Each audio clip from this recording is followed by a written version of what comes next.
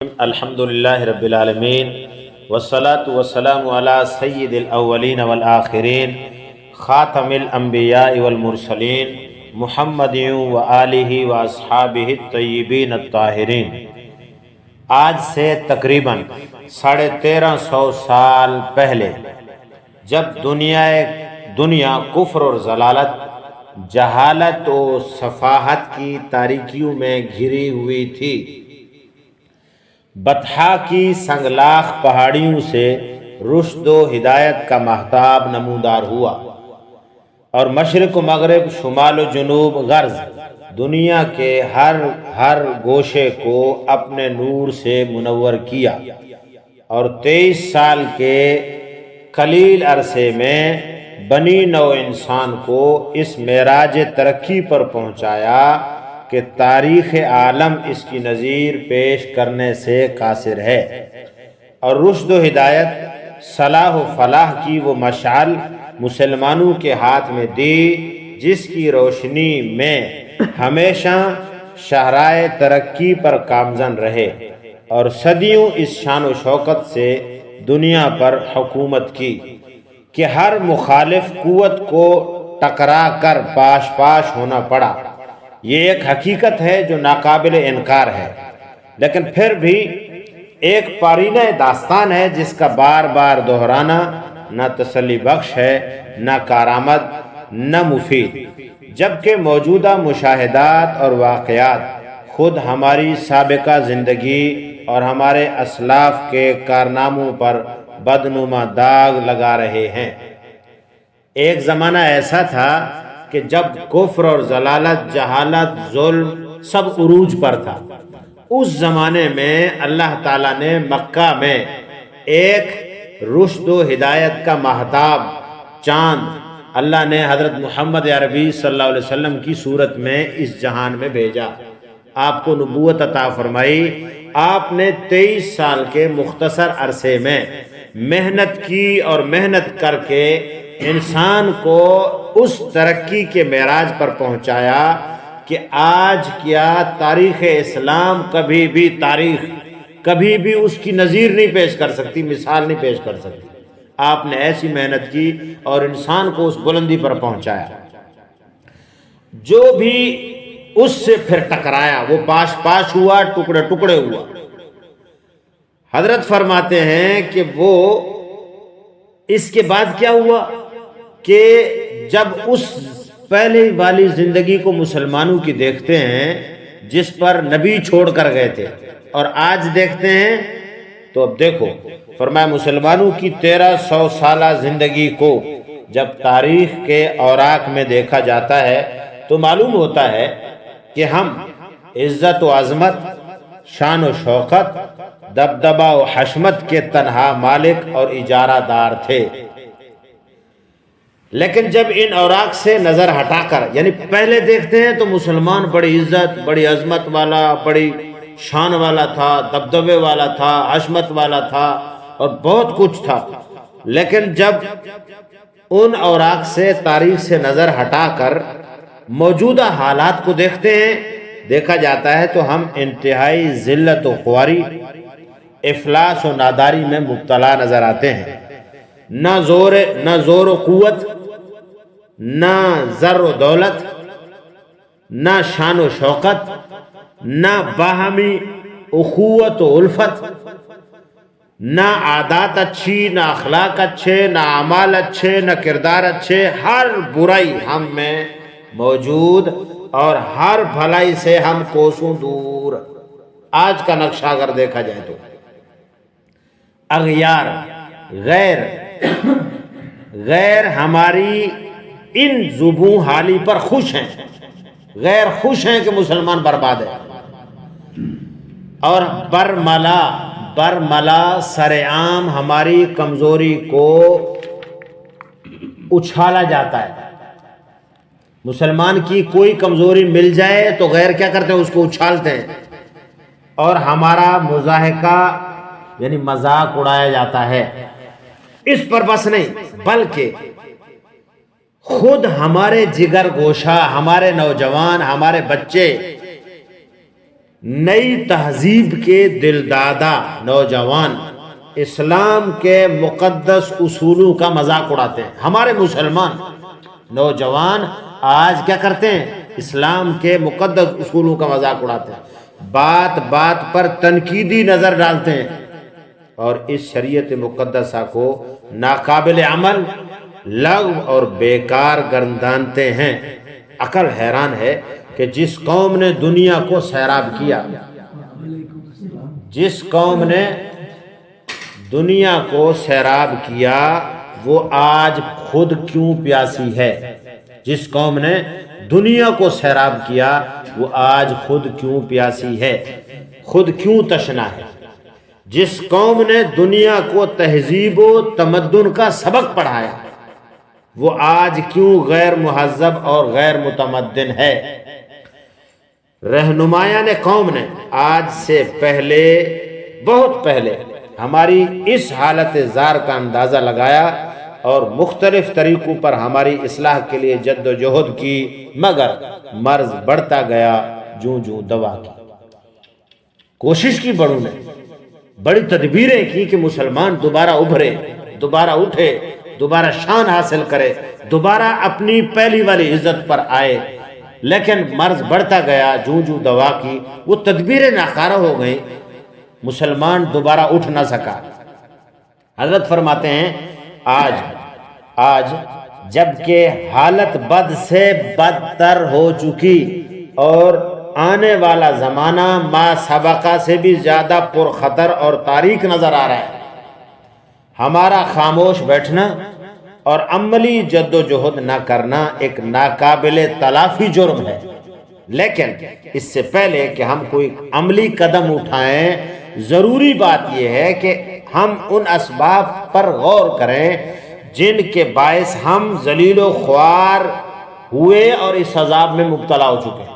ہوئے کیوں؟ آخر ہم اوپر سے نیچے گرے کیوں؟ ہم عزت سے ذلت پر آئے کیسے؟ ہم تو شان و شوکت والے تھے، اب ہم جو ہے نا نیچے پستی میں کیسے آئے؟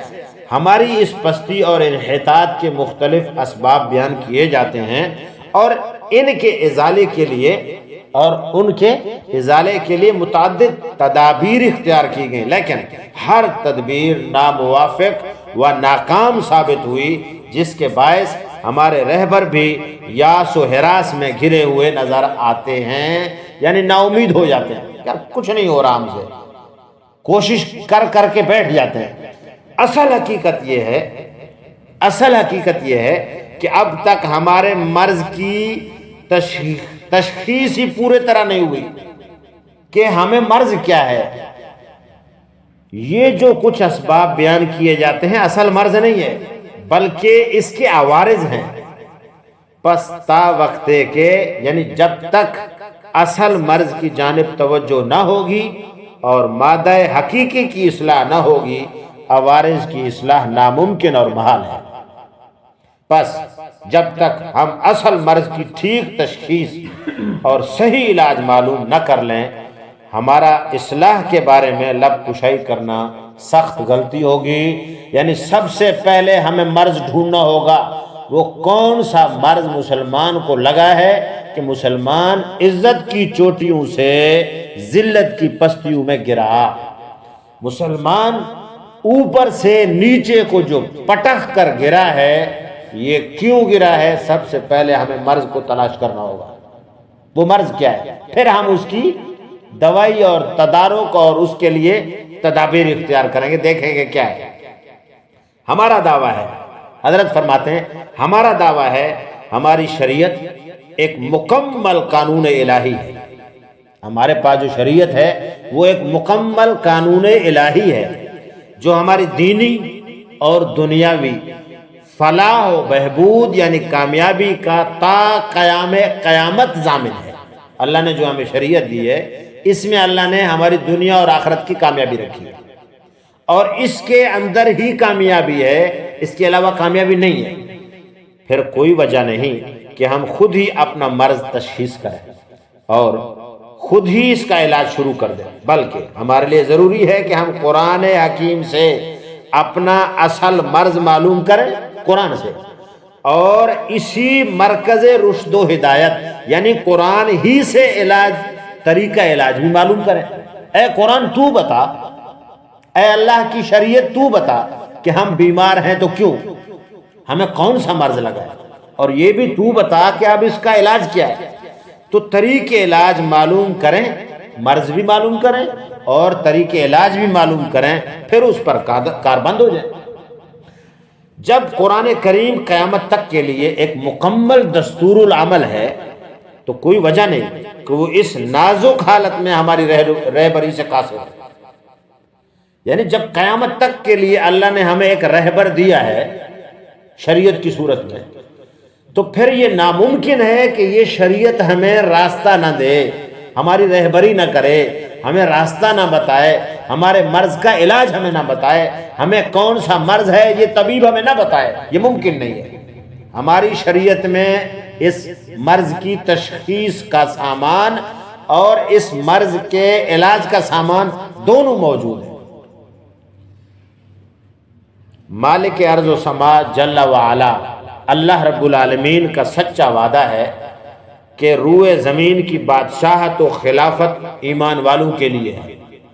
روئے زمین کی بادشاہت اور خلافت کس کے لیے ہے؟ ایمان والوں کے لیے ہے۔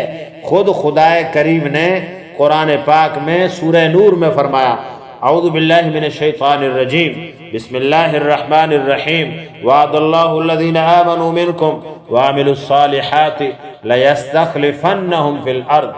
اللہ تعالیٰ نے وعدہ کیا ہے ان لوگوں سے جو تم میں سے ایمان لائے اور انہوں نے عمل صالح کیے، ان کو ضرور روئے زمین کا خلیفہ بنائے گا۔ ایمان والوں کو اللہ کہتا ہے خلیفہ بنایا جائے گا، یہ میرا وعدہ ہے، تمہیں بادشاہ بنایا جائے گا، دنیا کی صدارت تمہارے ہاتھ میں دی جائے گی، تمہیں دنیا کا خلیفہ بنایا جائے گا، تمہیں دنیا کا سربراہ بنایا جائے گا۔ اے ایمان والو، تم دنیا کو چلاؤ گے، یہ میرا وعدہ ہے، اللہ کا وعدہ ہے۔ اور یہ بھی اطمینان دلایا اللہ نے کہ مومن ہمیشہ کفار پر غالب رہیں گے اور کافروں کا کوئی یار و مددگار نہ ہوگا۔ چنانچہ سورہ فتح میں اللہ نے فرمایا، وَلَوْ قَاتَلَكُمُ الَّذِينَ كَفَرُوا لَوَلَّوُا الْأَدْبَارَ ثُمَّ لَا يَجِدُونَ وَلِيًّا وَلَا نَصِيرًا۔ اللہ نے فرمایا اگر تم سے یہ کافر لڑتے ہیں تو ضرور پیٹ پھیر کر بھاگتے، اگر تم سے یہ کافر لڑتے تو ضرور پیٹ پھیر کر بھاگتے، پھر نہ پاتے کوئی یار و مددگار۔ یہ دوسری بات ہو گئی۔ تیسری بات، اور مومنوں کی نصرت اور مدد اللہ کے ذمے ہے اور وہی ہمیشہ سر بلند اور سرفراز رہیں گے، یہ بھی اللہ کہہ رہا ہے۔ وَكَانَ حَقًّا عَلَيْنَا نَصْرُ الْمُؤْمِنِينَ سورہ روم، اور وَلَا تَهِنُوا وَلَا تَحْزَنُوا وَأَنْتُمُ الْأَعْلَوْنَ إِن كُنتُم مُؤْمِنِينَ سورہ آل عمران، وَلِلَّهِ الْعِزَّةُ وَلِرَسُولِهِ وَلِلْمُؤْمِنِينَ سورہ منافقون۔ اور حق ہے ہم پر مدد ایمان والوں کی، یعنی اللہ کہہ رہا ہے ہمارا حق ہے، ہم ایمان والوں کی مدد کریں گے۔ اور نمبر 2، تم ہمت مت ہارو، رنج مت کرو، اور غالب تم ہی رہو گے اگر تم پورے مومن رہے۔ نمبر 3، اور اللہ ہی کی عزت ہے اور اس کے رسول کی اور ایمان والوں کی۔ اب ان 3 آیتوں کو سامنے رکھ کر آپ دیکھیں، مذکورہ یہ جو آیات ارشادات خداوندی آپ کے سامنے پڑھی گئی، ان سے معلوم ہوتا ہے کہ مسلمانوں کی عزت، مسلمانوں کی شان و شوکت، مسلمانوں کی سربلندی و سرفرازی اور ہر برتری اور خوبی ان کی صفت ایمان کے ساتھ وابستہ ہے۔ اللہ کہہ رہا ہے اگر ایمان نیک اعمال ہوں گے تم ہی بادشاہ بنو گے، اور پھر فرمایا اگر تم ایمان والوں کو ہمیشہ کفار پر غلبہ دوں گا، تم غالب رہو گے، اور وَكَانَ حَقًّا عَلَيْنَا نَصْرُ الْمُؤْمِنِينَ ایمان والوں کی مدد کرنا میرا حق ہے، اللہ کہہ رہا ہے۔ اور اللہ کہہ رہا ہے کہ تم پریشان، تم ہمت مت ہارو، رنج مت کرو، اگر تم ایمان والے ہو تو تم ہی غالب رہو گے۔ اور اللہ کہہ رہا ہے اللہ کی عزت اللہ کی ہے، رسول کی ہے اور ایمان والوں کی۔ دیکھو یہ ساری باتیں کلیئر اللہ بتا رہا ہے۔ اور اس کے بعد فرمایا اگر ان کا تعلق خدا اور رسول کے ساتھ مستحکم ہے، جو ایمان کا مقصود ہے، تو سب کچھ ان کا ہے۔ اگر ان کا یعنی مسلمانوں کا ایمان اور مسلمانوں کے نیک اعمال اور مسلمانوں کا اللہ سے اور رسول سے رشتہ مضبوط اور تکڑا اور مضبوط ہے، تو اللہ کہتا ہے تو پھر سب کچھ ان کا ہے۔ اگر خدا نخواستہ اس رابطہ و تعلق میں کمی ہے، کمزوری ہے، یعنی خدا اور رسول اور دین اور شریعت ایمان کے ساتھ نیک اعمال کے ساتھ تعلق ان کا کمزور ہے، رشتہ کمزور ہے، رابطہ کمزور ہے، تو کمی اور کمزوری پیدا ہو گئی ہے، تو پھر سراسر خسران، ذلت اور خواری ہے، جیسا کہ واضح طور پر بتا دیا گیا۔